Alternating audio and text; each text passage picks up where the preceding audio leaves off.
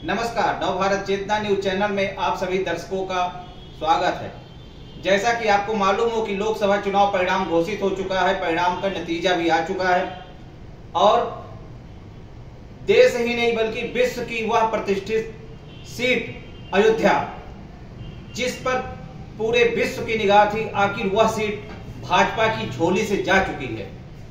आज मैं यहाँ पर वरिष्ठ पत्रकार के मिश्रा जी से मुखातिब हो रहा हूं और उनसे यह जानना चाहता हूं कि आखिर अयोध्या की वह सीट भाजपा से आखिर कैसे चली गई, आखिर इसमें क्या कमी थी। आइए मिलते हैं के मिश्रा जी से। महत्वपूर्ण सीट अयोध्या, जबकि विश्व की पूरी निगाह थी, आखिर यह सीट कैसे भाजपा की झोली से चली गई। आपको बता दें, सबसे पहले आपके चैनल को मैं प्रणाम करता हूं कि आपने बहुत अच्छा प्रश्न उठाया है कि भाजपा जहां से शुरू हुई थी आखिर वहीं क्यों ढेर हो गई। इसके पीछे कोई बहुत बड़ा लॉजिक नहीं है। समय होए बलवान, समय समय की बात है।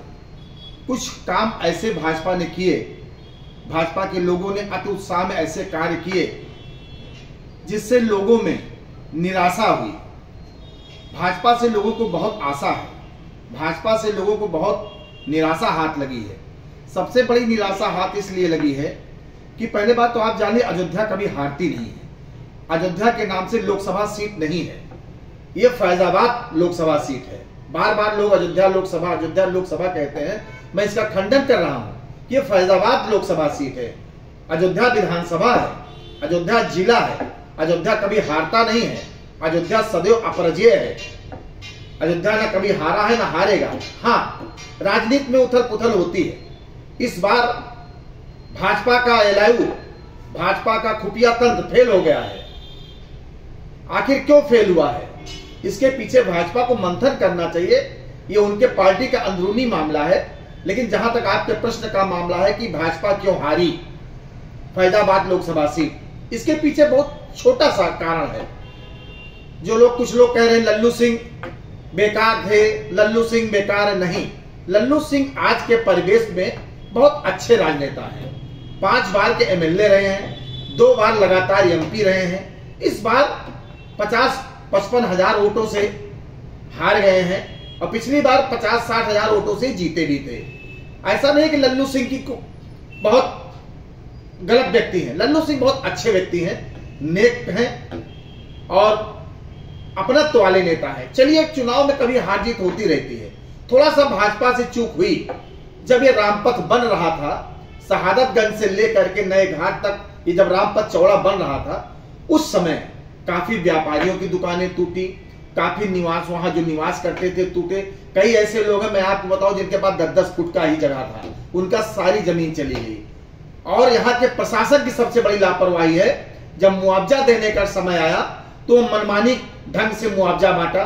जो गरीब थे या जो जिनके पास कोई जुगाड़ नहीं था, उनको नाम मात्र का मुआवजा दिया गया और जो सेटिंग वाले थे, जो बड़े व्यक्ति थे, उनको ठीक ठाक मुआवजा दिया गया। और ये कुंठा उनके दिल में थी।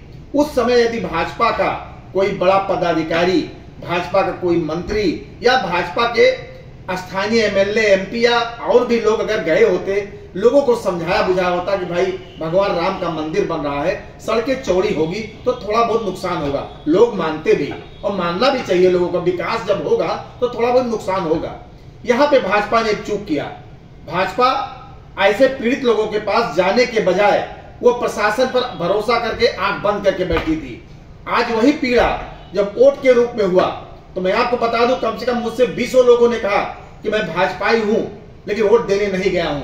मेरे दिल में बहुत पीड़ा थी, मैं किसी दल को वोट नहीं करता हूं, इस बार मैं वोट ही देने नहीं गया हूं। उनकी बात मुझे अब समझ में आ रही है कि वास्तव में इस बार शहरी क्षेत्र का मतदाता काफी कम मत निकला, जिससे भाजपा जो हमेशा अयोध्या विधानसभा से 25,000, 20,000, 30,000 से लीड लेती थी लोकसभा में, इस बार मात्र 4-5-6 हजार में लीड हो गया है।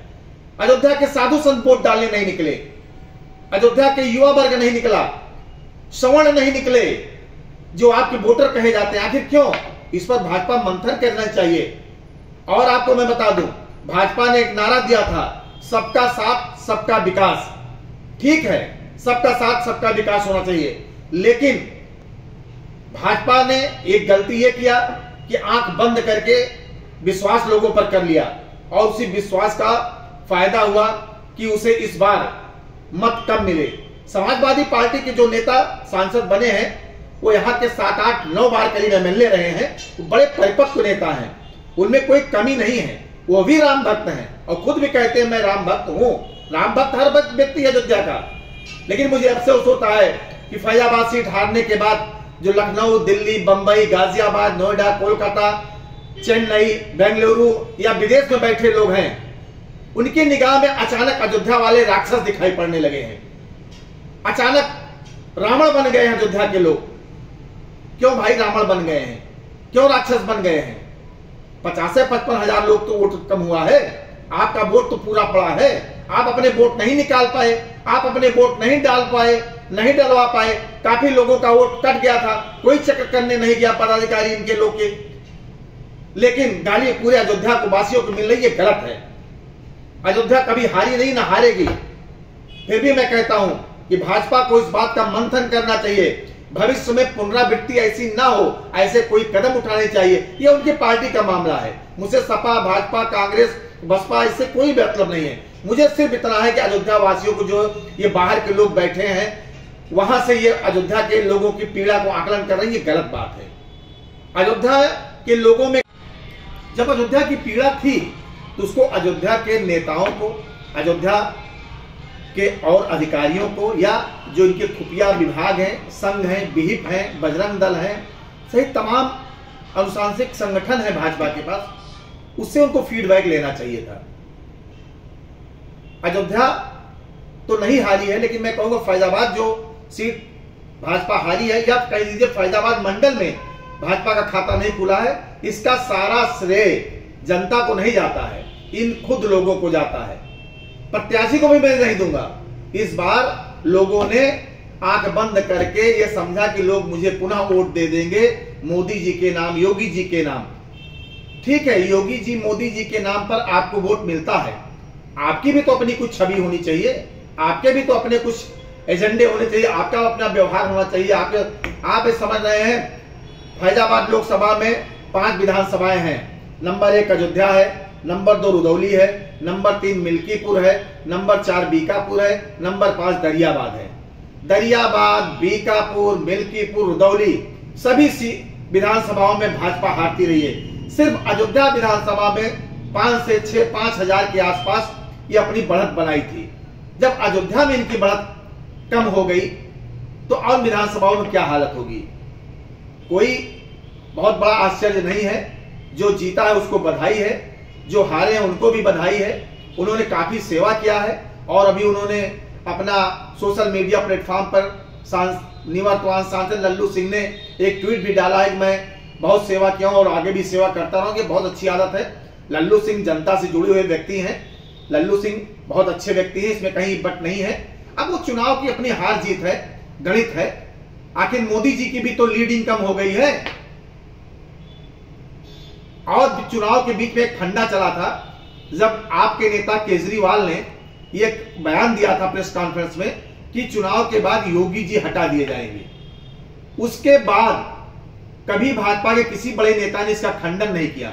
चुनाव बीत गया, योगी जी के समर्थकों में यह निराशा हुई कि कहीं वास्तव में चुनाव बाद योगी जी हटा दिए जाएंगे क्या। एक बार इसका खंडन किसी बड़े नेता को, संगठन के पदाधिकारी को करना चाहिए था कि केजरीवाल कौन होते हैं भाजपा के अंदरूनी मामले में बोलने वाले, या हम कौन होते हैं किसी भी दल में बोलने वाले। छोटी छोटी बातें हैं।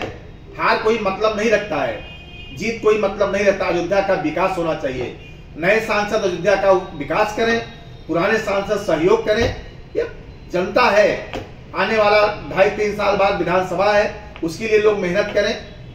और मेन चीज है जनता की पीड़ा को समझें, किसानों की पीड़ा को समझें, बेरोजगार युवाओं की पीड़ा को समझें, व्यापारियों की पीड़ा को समझें, उनके साथ बैठें। इसके बाद देखिएगा परिदृश्य बदल जाएगा।